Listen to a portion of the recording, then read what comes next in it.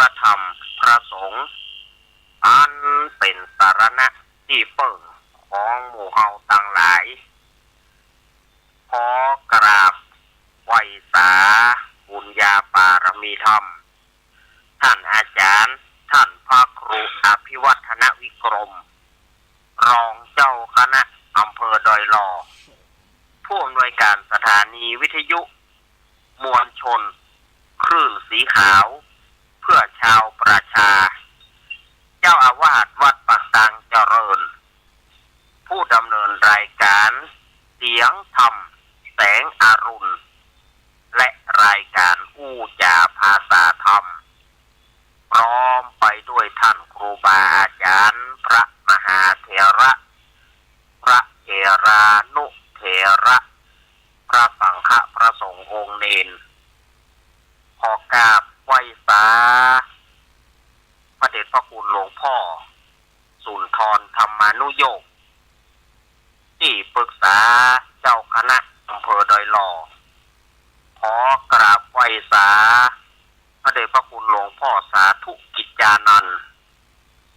เจ้าคณะอำเภอดอยหล่อและพระสงฆ์องค์เนนทุกรูปทุกองค์ด้วยความเคารพ อย่างสูงสุดยิ่งครับผมสวัสดีเจแล้วก็ขอแสดงความนับถือลุงแหนนพ่อน้อยหนุ่มผาจ่อคนรูปหล่อตัวอาตมาภาพขอความเจริญในธรรมจงบังเกิดแก่คณะศรัทธาญาติโยมศรัทธาสาธุชนคนดีเฮาวันนี้รายการสาระธรรมยามค่ำซึ่งในตามปกตินั้นวันเสาร์ก็จะดำเนินรายการโดยหลวงลุงชัยวัฒน์นาคเสโนหรือว่าตุลุงนันตุลุงยองวัดพระธาตุเจ้าดอยน้อยเปิ้นจะเป็นผู้ดำเนินรายการแต่วันนี้เปิ้นติดศาสนกิจเปิ้นไปช่วยงานปุ้นวัดโป่งหูอำเภอป่าซางจังหวัดลำพูนเปิ้นเขาบอกว่าเปิ้นมาบัดนั้นหลวงลุงชัยวัฒน์เลยขอนิมนต์อาตมาภาพเจ้ากับผมสามเณรรักปัญโยนานวัดสันเหมืองตำบลหนองล่องอำเภอเวียงหนองล่องจังหวัดลำพูนมาเป็นผู้รับผิดชอบดำเนินรายการตั้งแต่เวลา6 โมงแรงเป็นต้นไปจนถึง1 ทุ่มอาตมาภาพจะอยู่ถึง1 ทุ่มเพราะว่า1 ทุ่มนั้นรถก็จะมารับไปงานขาวดำเหมือนตะคืนนั่นนะเหมือนตะวาเมื่อค่ำนั่นนะศรัทธาญาติโยม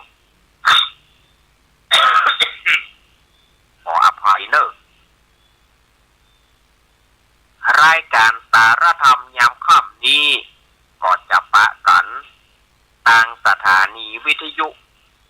แม่ขจารโมเดิร์นเรดิโอ 94.50 เมกะเฮิรตซ์แล้วก็107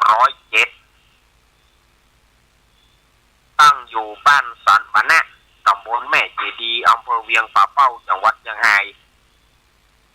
โดยการถวายเวลาของป้อน้อยสุวรรณแม่อนงพรหมมินทร์สถานีวิทยุห้วยตองซักเรดิโอ 98.75 เมกะเฮิรตซ์ตั้งอยู่วัดห้วยตองซักตำบลขวงเปาอำเภอจอมทองจังหวัดเชียงใหม่โดยเมตตาธรรมของหลวงพ่อวาปีวรมานิชกับท่านอาจารย์ชวริตชัยวังโสสถานีวิทยุคลื่นพระพุทธศาสนาการศึกษาและวัฒนธรรม 104.50 เมกะเฮิรตซ์ตั้งอยู่วัดไผ่หินตำบลสุเทพอำเภอเมืองจังหวัดเชียงใหม่โดยเมตตาธรรมของท่านอาจารย์ท่านพระครูสมุขวิสุวัฒน์วรกิจโจและสถานีวิทยุ วิทยาลัยสงฆ์นครลำปาง 106.50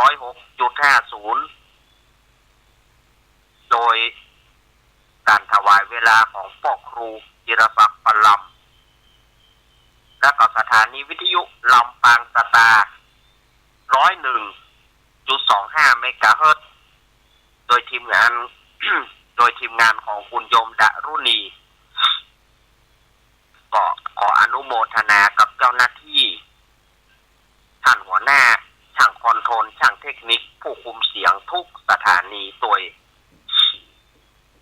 มาปะกันวันนี้เป็นค่ำของวันเสาร์วันนี้เป็นวันเสาร์ที่28 มิถุนายน พุทธศักราช 2568 เดือน10เหนือเดือน8ใต้ออกมานี่3ค่ำแล้วออกมาแม่นะกะออกมานี่3ค่ำวันนี้เป็นวันสบายเนอะสถานญาติโยมวันนี้อย่าเตี้ยตมาว่าไปตะวาเนาะล้างมือถ้าคอยกินว่าต้องได้เงี้ยหยางละสวยมือกับเสมยเกยหวดเลยล้างปนห้องว่าล้างมือถ้าคอยกิน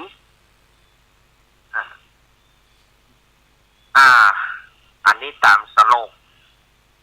วันต่างๆวันพวกนี้นอนไปศีลตากแดดอันนี้ก็ว่าเหมาะนะชื่อมันถึงบอกว่านอนไปศีลตากแดด5 ค่ำผีแวดล้อมป่องเอามันจะไปดีก็วันการ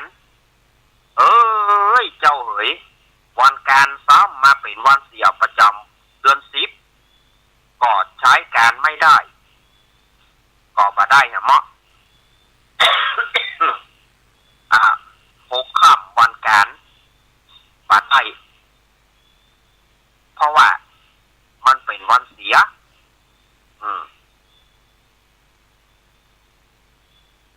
จะไปได้แห่งกรรมวันเหมาะแห่งกรรมกับวันอาทิตย์หน้าวันอาทิตย์หน้าปุ่นเนอร์มันจะเป็นวันเหมาะขึ้น11 ค่ำปุ่นนะอันนี้ก็อู้กับสถานญาติโยมเนอร์วันนี้เป็นวันเสาร์อาตมาก็ประหยัดจะเสียเวลาเพราะว่าเวลามันน้อยชั่วโมงเดียวช่วงนี้ก็มีญาติโยมถามว่าช่วงนี้เนี่ยอย่างประทำวัดเย็นเนี่ยอย่างประสวดทำวัดเย็นเพราะว่าอาตมาจัดประเต็มชั่วโมงเกินถ้าเขาจัดเต็มชั่วโมงเกินเขาจะมีเวลาได้ทำวัดเย็นแบบปื้นเมืองเวลาชั่วโมงเดียวเนี่ยเขาแลบเขาอู้หั่นอู้นี่ไปตามเดียวเวลาจะหมด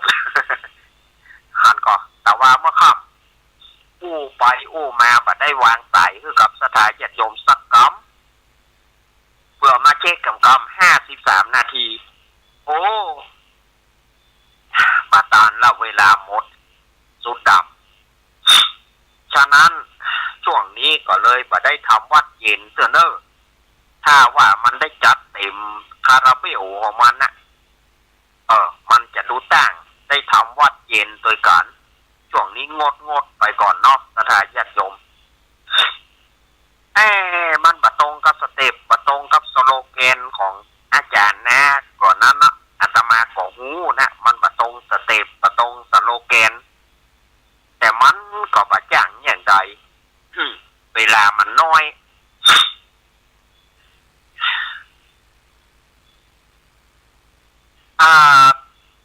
ก่อนที่จะได้ผู้ได้จ๋าสาระต่างๆก็อาตมาก็ขอประกาศข่าวสารงานบุญก่อนเนาะอันนี้ก็บริการประชาชนข่าวมรณกรรมแม่ตุนแก้วปัญญาแก้วหรือว่าแม่ตุนแก้วใจยพออายุ74 ปีได้ถึงแก่กรรมไปเมื่อวันที่26ที่ผ่านมาป่าเดี๋ยวนี้ลูกหลานตานเต้าญาติพี่น้อง ก็ได้ตั้งศพบำเพ็ญกุศลไว้ที่บ้านสันเหมืองตำบลหนองล่องอำเภอเวียงหนองล่องจังหวัดลำพูนกำหนดจะเผาศพในวันจันทร์ที่30 มิถุนายนที่ชาปนสถานสุสานป่าจ้าหน้าวัดสันเหมืองขอบอกเอิญเจิญจวนเนอศรัทธาญาติโยมไปที่เป็นญาติของแม่ตุนเกี้ยว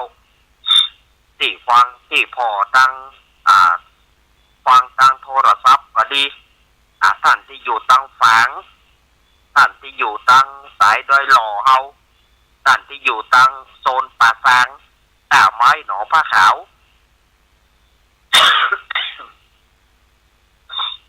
ตั้งใดก็ดีเนาะเปิ่นมาได้ออกบัตรเกิน ก็ขอใจอย่างนี้บอกเอิญเจิญจวนศรัทธาญาติโยมมาร่วมส่งสักการตานครับแม่ตุนเกี้ยวโดยพร้อมเพียงกันแม่ตุนเกี้ยวนี่นามสกุลเดิมเปิ่นใจยับพอเปิ่นเป็นลูกอุ้ยตึงพ่อเปิ่นชื่อว่าอุ้ยตึงแม่เปิ่นชื่ออุ้ยเสาตกโตนั่นนะเอาง่ายๆความศรัทธาก็จะบอกหูฮะมั้งอุ้ยเสาได้นะ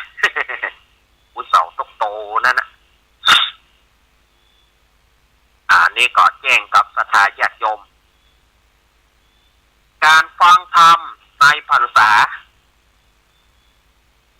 อาตมาจะได้ยกวัดมาบ้านการฟังธรรมกิจกรรมฟังธรรมในพรรษาตั้งแต่วันที่15 กรกฎาคมเป็นต้นไปก็จะเป็นว่าทุกวันอังคารเนาะอาตมาก็จะได้มาเทศน์มาเล่าธรรมเพื่อศรัทธาญาติโยมได้ฟังกันเป็นกิจกรรมฟังธรรมในพรรษา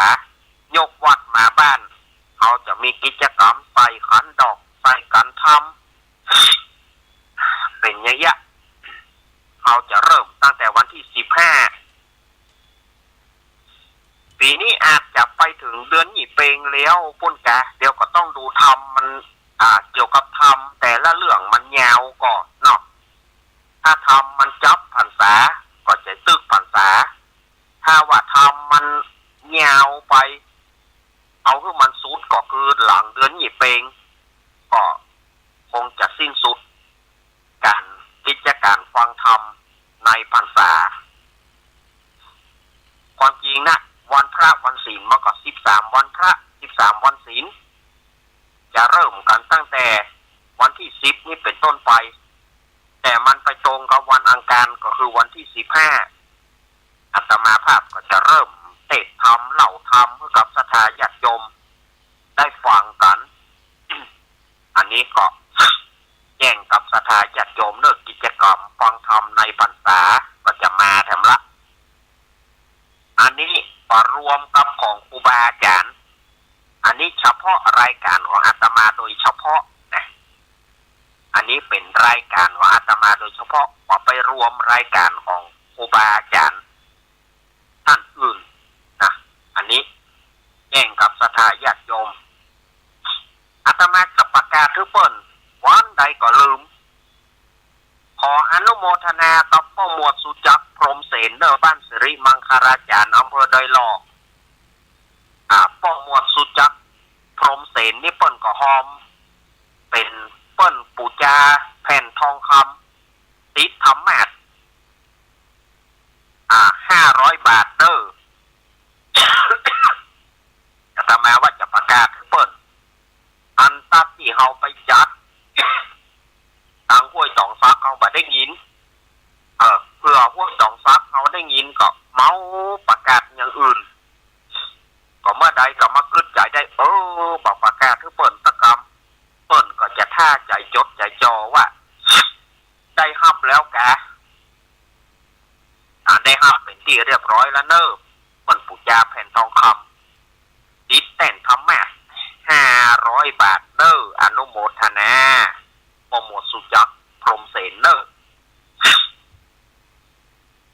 ในวันนี้แต่ว่าก็ได้ อู้กันไปละเรื่องของพันทรงพันษาวันนี้เราก็เปลี่ยนสเต็ปเราจะไปอู้เรื่องเก่าติ๊กๆกับศรัทธาญาติโยมก่อจากได้วันนี้อาตมาภาพก็จะนำเอาเรื่องโพธิสัตว์เพื่อตานโพธิสัตว์ ขออภัยเนอะโพธิสัตว์เจ้าหรือว่าองค์สมเด็จพระสัมมาสัมพุทธเจ้าของเราเนี่ยตั้งแต่เปิ้นปรารถนาเปิ้นตั้งกรรมปรารถนาจะเป็นพระพุทธเจ้าตอนที่เปิ้นเป็นสุเมธะดาบสตั้งแต่นั้นเป็นต้นมาเปิ้นก็ได้ฮือตานบักหัดเพื่อสร้างตานะบารมีสร้างตานปางเมื่อเป็นปางเมื่อเป็นโพธิสัตว์เจ้าขนาดว่าเปิ้นเป็นจ้างเปิ้นเป็นจ้างเปิ้นก็ยังฮือตานอยู่นะ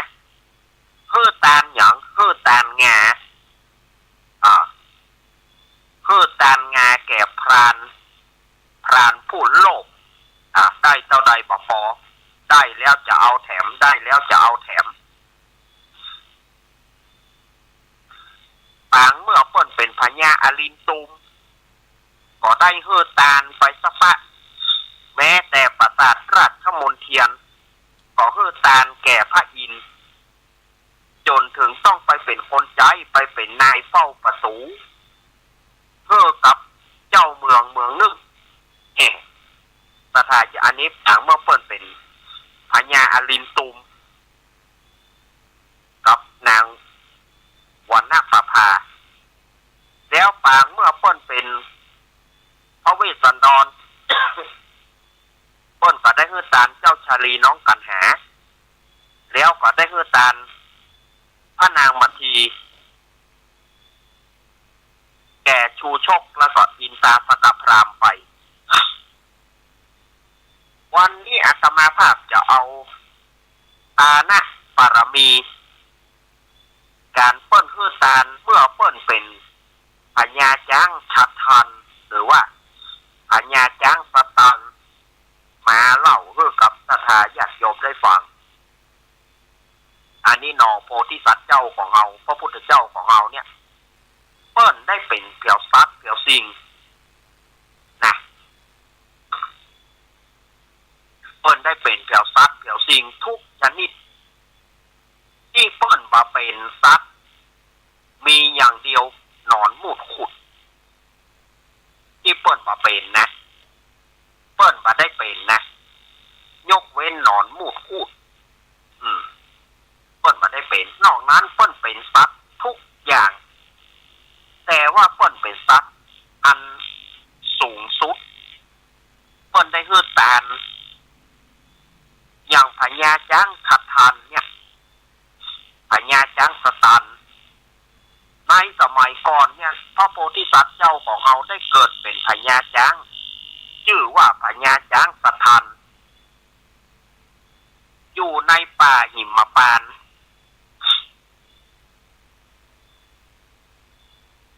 เปิ้นก็สร้างปฏิบัติธรรมกรรมฐานแล้วเปิ้นก็ปรารถนาว่าอยากจะฮือตานถ้าไผมาขอตัวเฮาก็จะฮือตานถ้าไผมาขอ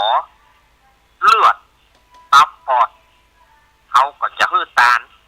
ไผมาของวงก็จะฮือตานไผมาของาก็จะฮือตานเปิ้นมีใจขนาดเปิ้นเป็นสัตว์เปิ้นก็ยังมีจิตใจฮือตานในครั้งหนึ่งเนี่ยมีนายพรานคนหนึ่งอยู่เมืองพาราณสีนายพรานคนนี้ไปเสาะนายพรานนี่ก็ไปเสาะยิงเก้งยิงกวางไปเสาะยิงงัวเถื่อนควายเถื่อนอย่างต่างๆปะอย่างเอามดปักปีกที่ปู่พานนี่บักกินมีอย่างเดียวเครื่องบิน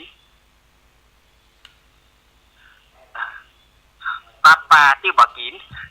ฤาษีนอกนั้นหวดมดพันนายพรานคนนี้นะถ้าไปก็จะต้องได้ถ้าไปมาได้เสือเอาเผียวเสือพวกนี้เอาเผียวเสือเอาเผียวแจ้งเอาสปะนายพรานคนนี้ขะแนนว่าไปแล้วไม่เหนื่อยเปล่าๆดีกว่าอยู่เปล่าๆครั้งหนึ่งนายพรานคนเนี้ยเกิดไปหลงป่าปีกบ้านมาได้ขนาดเป็นพรานแท้ๆนะเป็นพรานแท้ๆยังหลงป่าอยู่ก็เอาแล้วค่ำก็ค่ำแล้วค่ำก็ค่ำมืดก็มืดแล้ว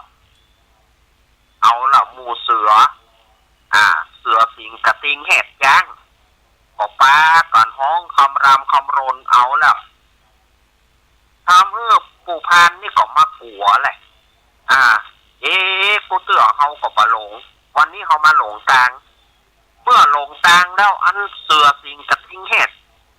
ก็มาส่งเสียงห้องเขาก็น่ากลัวไว้จะปิกบ้านก็ปิกมาได้หัวผีป่าเคยพ่องหัวหยังพ่องไงเนาะมันก็เลยอย่างใดทอดอะไรแต่อยากให้นั่งให้กลางป่าในขณะนั้นพญาจังสะทันเปิ้นนั่งบำเพ็ญตบะนั่งบำเพ็ญฌานอยู่ที่ป่าหิมพานต์นะได้ยินเสียงพรานให้ไผ่มาให้นี่จะว่าผีก็เหมือนเสียงคนจะว่าคนก็ปักให้กล้าเฮ้ยเป็นไผ่หา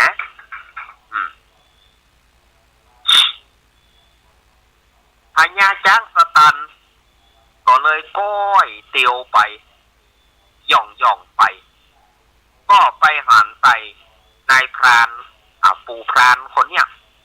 ห้องให้กว่าตายนะให้ไว้อีป้อเฮยอีแม่เฮยอีป้อเฮยแม่เฮยมันตึงสุมาอยากโยมได้กินข้าวกินน้ำเนอะขี้สดขี้สัตว์เหนียวสดเหนียวสัตว์มันกลัวนะเป็นพานก็กลัวอยู่อีป้อเฮยแม่เฮยป้อเฮยแม่เฮยเนี่ยคนกลัวตายมันตึงอย่างนี้เสาะหาสารณะที่เปิ่งทีนี้พญาจ้างไปหันก็เกิดความอินดูพญาจ้างสตันนี่นะก็เข้าไปถามว่าลุงพรานลูกไหนมาเหตุไฉนถึงมันนั่งให้อยู่นี่คนเดียวเอาล่ะทีนี้นายพรานนี่ก็เอาจ้างอู้ได้จะโล่นก็โล่นบอกเพราะว่าตัวเก่าเท่าเนาะ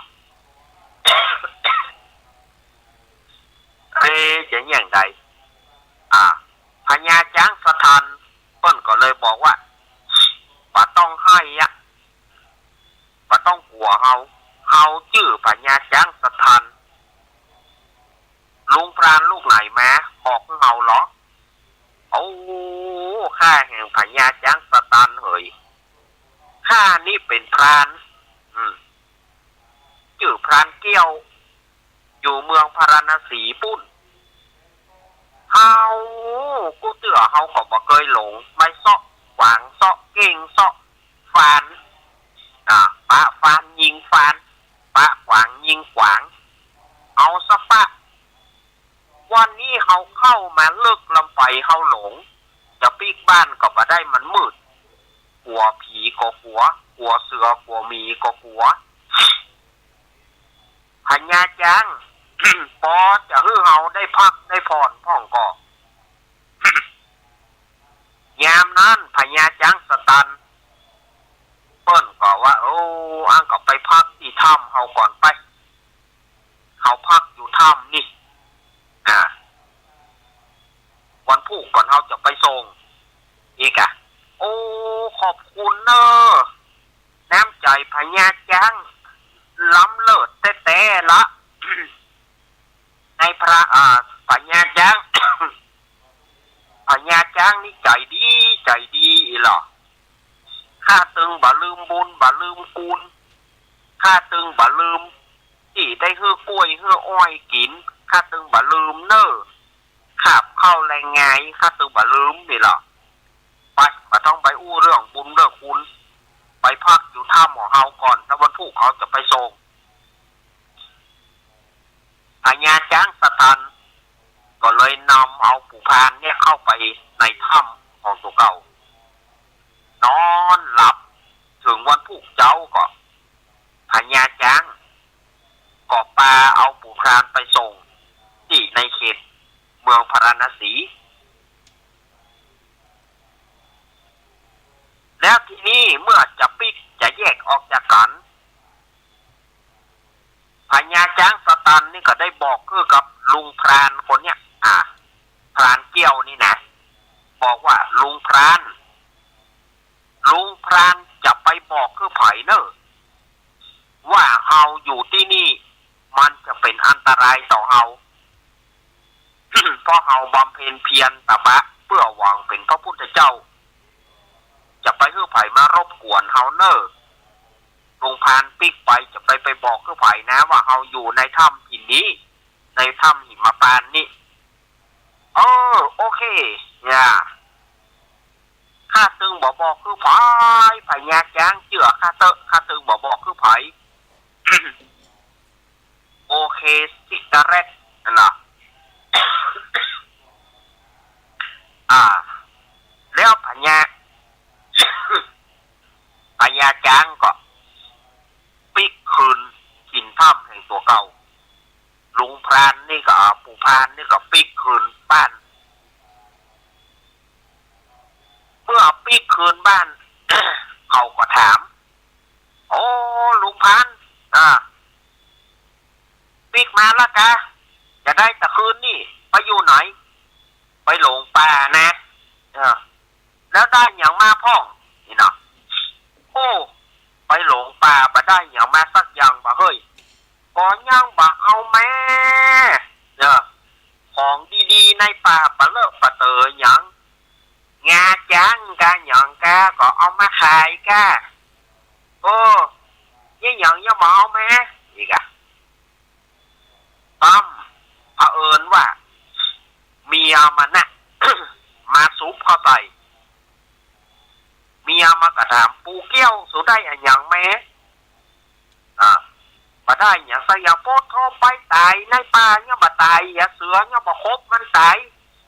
เสือมีผีป่าเนี่ยมาเอามันตายไปตึงเตื้อมาได้แห่อย่างมาสักอย่าง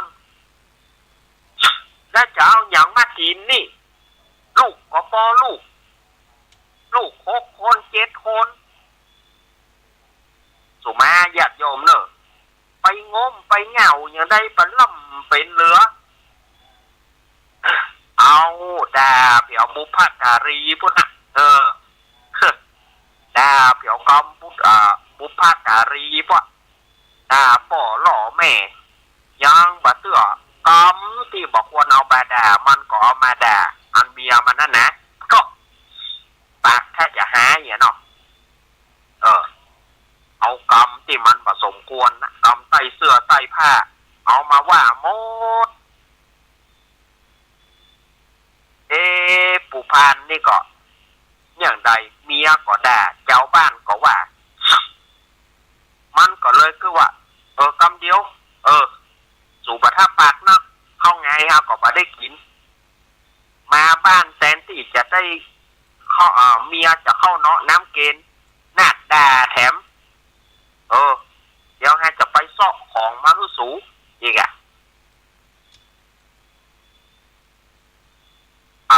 ลุงพรานคนนี้ก็มาพูดถึงพญาจ้างสตันเนี่ยเขาไปของาเปิดน้อยคงจะได้เนาะเปิดก็คงคือตานแกเอาก็หาไปขอเปิดสักน้อยหนึ่งมันก็เลยเข้าในป่าแถมเข้าในป่ามันจำตางแล้วนี่มันหูตางแล้วนี่ เข้าไปหาถ้ำของพญาจ้างสตันยามนั้นพญาจ้างกำลังนั่งบำเพ็ญตบะพญาจ้างก็หันก็เลยถามว่าเอ้าลุงพรานเอาไปส่งแล้วรอปีกมาเนี่ยหยังลงกะข้าบ่ได้ลงป่อพญาจ้างเหยแต่ว่าข้าไปแล้วมีคนด่าข้าว่าบ่ได้อย่างติดมือไปบอกพอเมียก็ซ้ำมาด่าแถมด่าซ้ำที่บ่สมควรดีด่าข้าก็เลยอดบ่ได้ ก็เลยมาหาป่อพญาจ้างสตันผู้ใจดีท่านต้องการอะไรหยังป่อพญาจ้างสตันก็ถามว่าท่านต้องการอะไรหยังเขาของาท่านหน่อยได้ก่อนเขาจะเอาไปขายเลี้ยงลูกเลี้ยงเมียเขาเพื่อมันเลี้ยวใจเหี้ย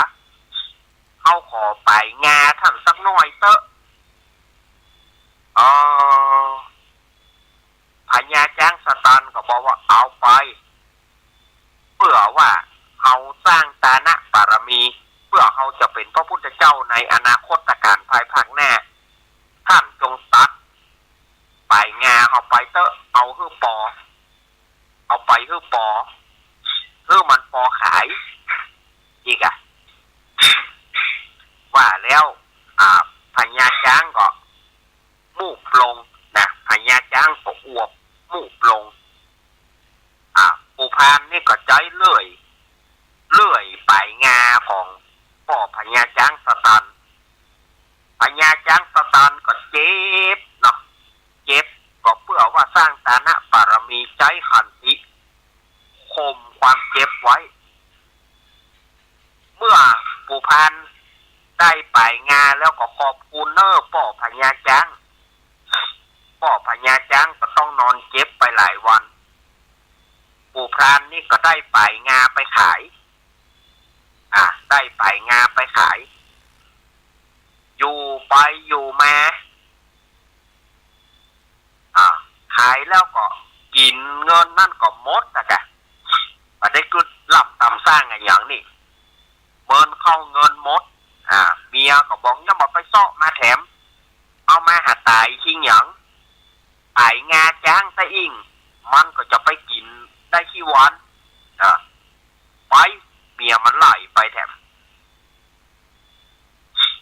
ปู่พานนี่ก็เข้าไปหาท่านพญาจ้างสตันแถมมาขอเอางามาขอเอาสักคืบหนึ่งขอตัดไปแถมสักคืบหนึ่งแต่ว่าพญาจ้างสตันเปิ้นก็คือตานอยู่นะโอ้ท่านมาของาเขาแถมบ่แต่เปิ้นก็คือตานเปิ้นก็มูบลงปู่พรานคนนี้ก็ตัดเอางาเปิ้นไปได้ประมาณ2 คืบเนี่ยถ้าญาติโยมความโลภนะเปิ้นฮือแล้วก็บ่ตึกบ่จะเอาแถม2 คืบโอ้พญาจ้างเจ็บปวดปู่พานก็ยิ้มไป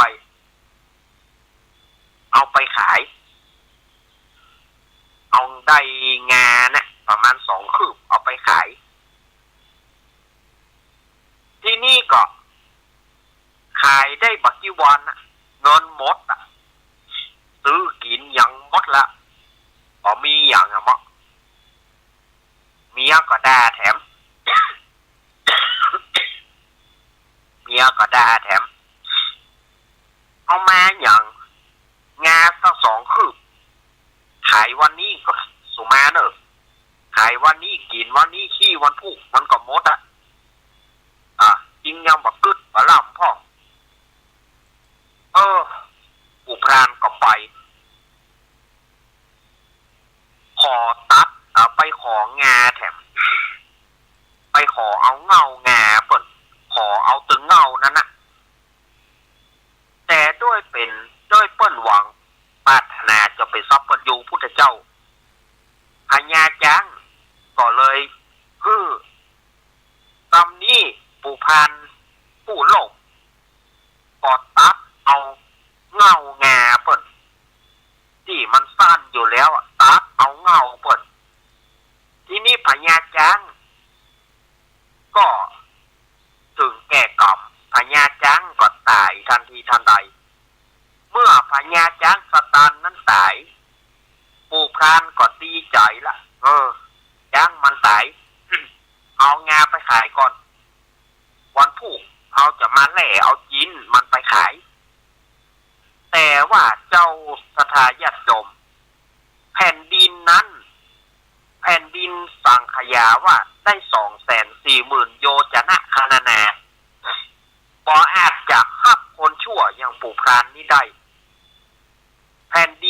เลยสรุปดูดเอาผู้พานนั้นตกนรกอเวจีเป็นอันจบชีวิตของผู้พานผู้ชั่วนั้นพญาจ้างชาทานนั้นเมื่อตายจากญาติเป็นพญาจ้างสตานนั้นก็ได้ไปเกิดในสวรรค์ชั้นดุสิตเอาจิตวิญญาณไปปฏิสนกำเนิดในสวรรค์ชั้นดุสิตส่วนว่าปูพรานนั้นก็ได้ตกนรกอเวจีไปพระพุทธเจ้าเปิ้นก็ได้สรุปจักญาติเก่าว่าที่เขาเวดูราภิกขุทั้งหลายอ่านว่าพรานผู้นั้นนายพรานแก้วในจากนั้นมาถึงจากนี้ก็ได้มาเป็นพระเทวทัตเห็นในกาลบัดนี้ส่วนอันว่าเมียแห่งมันนั้นก็ได้เกิดเป็นนางจินจามานวิกาในกาลบัดนี้ส่วนอันว่าพญาจ้างสถานนั้นก็คือเราตถาคตในกาลบัดนี้จบ จบเรื่องของพญาจ้างสตันเพราะว่าเปิ้นสร้างบารมีนะจนถึงตัวเก่าตายนาทายาติโยมเนี่ยโพนเฮาความโลภหนอโลภโกรธหลงถ้ามันมาเมื่อใดแล้วก็เข้าสู่ครอบงำจิตใจของคนเฮานั้นจะเป็นยังก็จ้างตราบใดที่ยังเป็นปุถุชนเนี่ยที่ว่าเป็นอริยะเจ้า ย่อมจะมีโลภโกรธหลงถ้าใครสามารถตัดความโลภความโกรธความหลงได้ผู้นั้นถือว่าเป็นผู้ประเสริฐถ้าตราบใดที่ผู้ใดตัดโลภโกรธหลงมาได้เพื่อมันครอบงำจิตใจเฮาก็จะทำไปโดยภารการ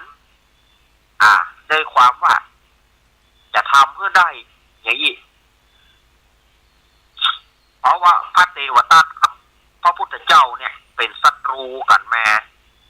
ตั้งแต่ไหนแต่ไรละเป็นพญาจ้างสตันมันก็เป็นปูพรานอันเนี้ยสถาญาติโยมในการสมัยเมื่อพระพุทธเจ้าได้ตรัสรู้เป็นพระพุทธเจ้าแล้วพระเทวทัตก็มีศักดิ์เป็นอ้ายเมียของเจ้าชายสิทธัตถะก็คือปางพุทธเจ้ายังไม่ได้บวชเตื้อเนี่ยพระเทวทัตนี่ก็มีศักดิ์เป็นอ้ายเมียอ้ายของพระนางยโสธราพิมพาก็ยังปองจะฆ่าพุทธเจ้าเช่นว่าไปกลิ้งหินเพื่อจะให้ปะหินเนี่ยปะผาเนี่ยทับพระพุทธเจ้าแต่ว่าปะหินนั้นเกิดแตกก็เหลือสะเก็ดที่ไปถูกฝ่าพระบาทจำเลือดต้องให้หมอชีวกโกมารพัฒน์ได้รักษาพระพุทธเจ้า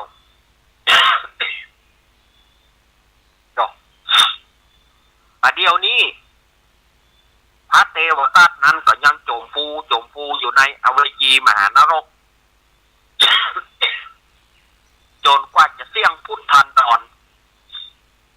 ก็คือว่ารอยต่อระหว่างพระศรีอริยเมตไตรจะลงมาเกิดแล้วพระเทวทัตนี้ก็ตั้งกรรมปรารถนาขอเป็นพระปัจเจกพุทธเจ้าในอนาคตการปูน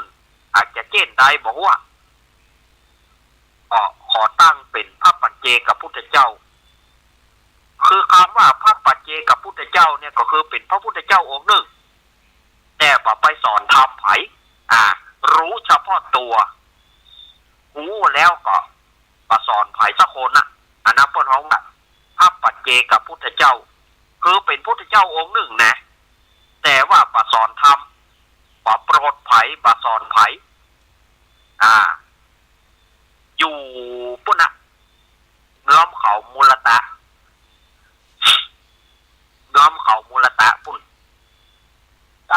เพียรจนถึงปรินิพพาน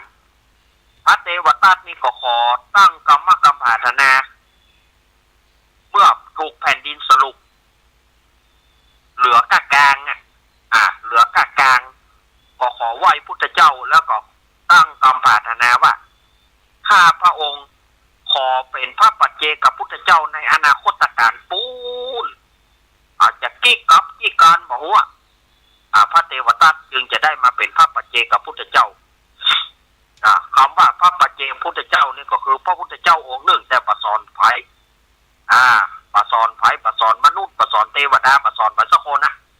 คือตรัสรู้เหมือนพุทธเจ้าแต่ว่า ประสอนไผ่สักคนเอาหูเฉพาะตัวหูเฉพาะตัวด้านนะประสอนไผ่จบก็จบเพื่อมันจบเฉพาะตัวอันนี้สถานญาติโยมอันนี้พระเทวทัตตอนนี้ยังโจมฟูอยู่ในนรกอยู่ป่าอาจที่จะนี่ได้เพราะพ่อน้องว่าเวร5ประการเวร5ประการฆ่า1ฆ่าพ่อ2ฆ่าแม่3ฆ่าพระอรหันต์4สังฆเพศ5กระทำเพื่อเลือดตีนพระเจ้าออกอันเนี้ย5ประการนี่นะห้ามสวรรค์ห้ามนิพพานนรกอย่างเดียวห้ามสวรรค์ห้ามนิพพานนรกอย่างเดียวบ่สามารถที่จะคืนได้พระเทวทัตก็เช่นเดียวกันว่าจะได้โปนกับพุทธันดรแล้วพระเทวทัตนี่ก็ต้องมาสร้างบารมีเพื่อจะเป็นพระปัจเจกพุทธเจ้าแถมบางคนบอกว่าพอพระอริยเมตไตรเกิดพระเทวทัตจะได้เป็นพระปัจเจกพุทธเจ้ายังครับราตรีนี้อีกยาวไกลพระเทวทัตจะปรารถนาเป็นพระปัจเจกพุทธเจ้ายังแหมลายกับอยู่ที่จะสร้างบุญเพื่อจะเป็นพระปัจเจกพุทธเจ้านะสถานญาติโยมนะอันเนี้ยเขาคิดว่าพระพุทธเจ้าของเราในพระศรีอานหรือว่าพระศรีอริยเมตไตรที่จะบังเกิดในไปหน้าเนี่ยบางคนก็บอกว่าถึงพศ5,000พอพศ5,000ปุ๊บพระพุทธเจ้าจะเกิดเลยยังเพราะว่าพระศรีอริยเมตไตรยังจะมาเกิดเตือกบ้านเมืองจะว่างจากศาสนาจะไปถือผีถือสางจะไปถือเทวดากันแห่งกรรมหนึ่งบ้านเมืองจะบ่มีพุทธเจ้าจะบ่มีศาสนาพุทธแต่จะเป็นดาบสฤาษีอย่างมูนี่จะมีคนจะนับถือผีถือสางจะนับถือเทวดาจะนับถือต้นไม้เป็นสารณะที่เปิ้งมันจะว่างไปพระศรีอริยเมตไตรจะสร้างบุญญาบารมีแถมกว่าที่จะมาเกิดแถมปัจจัยว่าเปิ้นจะเพราะว่าพศ5,000ปุ๊บพระพุทธเจ้าจะเกิดทันทีไม่ใช่อย่างบัดเดียวนี้มันปลอมกันทั้งนั้นบอกพระศรีอานเกิดแล้วนะเกิดที่จังหวัดหยังเกิดที่จังหวัดลพบุรีบ้างเกิดจังหวัดสระบุรีบ้างเกิดท่านเกิดนี่อย่าไปเชื่อที่หกทั้งเพมันไม่เป็นความจริงสถานญาติโยมพระศรีอริยเมตไตรเปิ้นยังอยู่จันทดุสิตอยู่เลยที่เขาอู้กันแม่น่ะมันไม่ใช่เป็นการโปรโมทเป็นการว่าพระศรีอริยเมตไตรเกิดแล้วนะแต่ที่แต่ยังบักเกิดเตื้อยังบักเกิดเตื้อ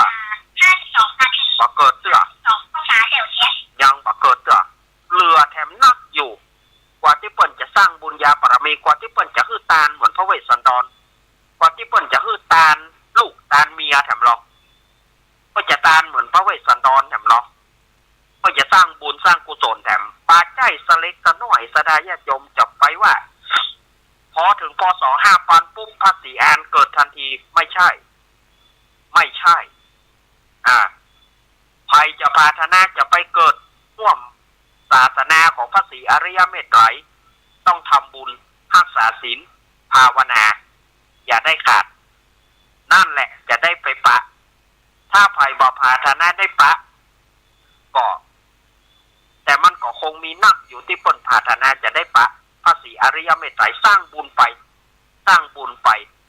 ขอได้เป็นอัครสาวกของเปิดในอนาคตการจะเปิดสายประทานละ อย่าเวลาเหลือเพิ่มตอกเดียวมาได้เปิดสายทำละเนอเนี่ยในเวลามันน้อยเนี่ยมาเอาอู้ไปอู้มามันก็ม่วนนะแต่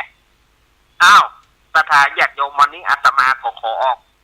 ก่อนรายการเพราะว่าเวลาอาตมาหมดละอาตมาก็วันนี้ส่งน้ำเจ้าหน่อยวันนี้ส่งน้ำอย่างแล้วละก็เดี๋ยวก็จะถ้าสถาญาติโยมถ้ารถโยมเปิดมาฮับเปิดให้จะท่าอยู่ตั้งนอกนั่นละกับหมูนะ เปิดให้ท่าอยู่ตั้งนอกกับหมูรอกับเดียวเนอะเพราะว่าการงานสุดท้ายครับวิทยุละไว้ฮันนะเปิดวิทยุละไว้ฮันละสถาญาติโยมเนอะก็แม่ตุนเกี้ยวเนอะแม่ตุนเกี้ยวปัญญาเกี้ยวหรือว่าแม่ตุนเกี้ยวใจยะพอ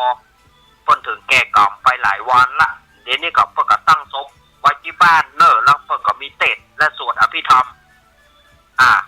เทศ2 คืนอภิธรรมก็จะเริ่มสวดคืนนี้กับวันพุธแล้วก็วันจันทร์ก็จะได้นำเอาร่างไร้วิญญาณของแม่ตุนเกี้ยวไปสู่ชาปนสถานสุสานป่าช้าหน้าวัดสันเหมืองญาติเจเขาญาติตังแม่เจตัวไผที่เป็นญาติกาของแม่ตุนเกี้ยวใจยะพอหรือแม่ตุนเกี้ยวปัญญาเกี้ยวก็ไปร่วมกินร่วมตานส่งสการตานข้าบกันเด้ออาตมาได้ใจเวลานี้1 ชั่วโมงก็อ่านว่า พอสมควรแก่การเวลาซุ่มเสียงก็บอกให้ดีวันนี้นะวันพุธเมื่อเจ้าเนอะตี 3ถึงตี 4เกิงก้อยปะอาตมาแล้วก็คลื่น104ก็4 ทุ่มเนอะคลื่น104รายการธรรมะคลายเครียดอาตมาจะปิกมาจะมาออกรายการกับโยมปี่พิสมัยก็หลัง4 ทุ่มเนอะหลัง4 ทุ่มแล้วก็รายการของอาตมาภาพรายการซับเปเหระปกินกะค่อนรุ่งไกลแจ้งเสียงทองแสงทองปะกันตี 3ถึงตี 4เกิงในวันพรุ่งนี้วันนี้อาตมาขอลาไปก่อนเนอะสถาญาติโยมกินข้าวลำนะกินข้าวลำก็จะไปลืมปัดยุงด้วยเนอะช่วงนี้ยุงกำลังสว่านนะปัดยุงด้วยเนอะอยู่ดีมีสุขกันเนอะอภิวาทนาสีริสานิจังวุธาปัจจายโนจัตตารโอธรรมาวั